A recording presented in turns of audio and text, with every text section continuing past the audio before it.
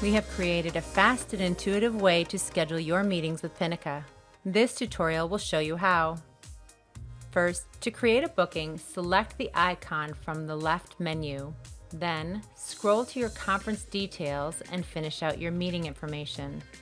Enter your meeting name, then enter the date by simply clicking on the start date or calendar icon. You can use your arrows once again to go forward or backward in time. For our purposes, we are selecting March 8th.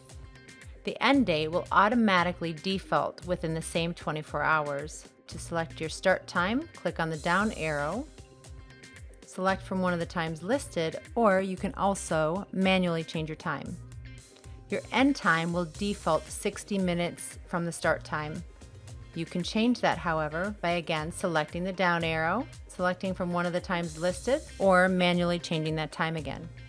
We could make this a recurring meeting, but we're going to cover that option in a later tutorial. Next, let's select our time zone. To complete the conference details section, choose if you would like the meeting to be launched by an operator. We're going to say yes.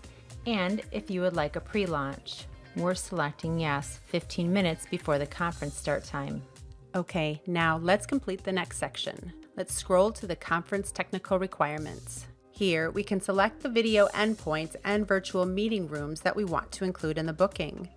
The conference type can be one of the following three options. The first two are for multi-point conferences. MyVR allows you to choose a virtual meeting room that has already been created for your company's use. An Ad Hoc VR will create a single-use virtual meeting room that is only available for this meeting. Then we have a point-to-point option, which is a call between two endpoints without a virtual meeting room. Depending on which conference type you choose, you will see the selection options in the section below change. For example, choosing a point-to-point or ad hoc VR will disable the drop-down to choose a VR. Okay, now that we've chosen our type, we can complete any other details such as adding any billing information. This is an optional field, but any data captured here will be included in the billing data. Next, let's select the virtual meeting room to use. This list will show all available virtual rooms, and if the virtual room is in use for the date and time we've chosen, it will show as busy with the case number next to it. For this example, I'm going to select the Pinnacle Management VMR. So now, because this is an operator-launched call, we can choose what screen layout we would like to use. Now we have the date, time, and virtual meeting room selected. Click on Manage Endpoints and Rooms.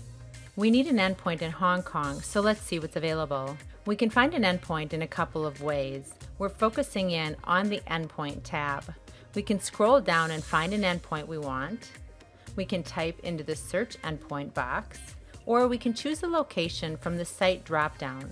We're going to type in HK for our search. Here we see all of the endpoints whose names contain the letters HK. If the room is busy, you'll see a red triangle next to it. This means it cannot be reserved. Luckily, the Hong Kong boardroom is free, so let's use that. You'll see that the endpoint is immediately added to the right pane. Next, we also need to add the boardroom system in Canada. We're going to search by boardroom. Here, I can see all of the endpoints that have the word boardroom in the name.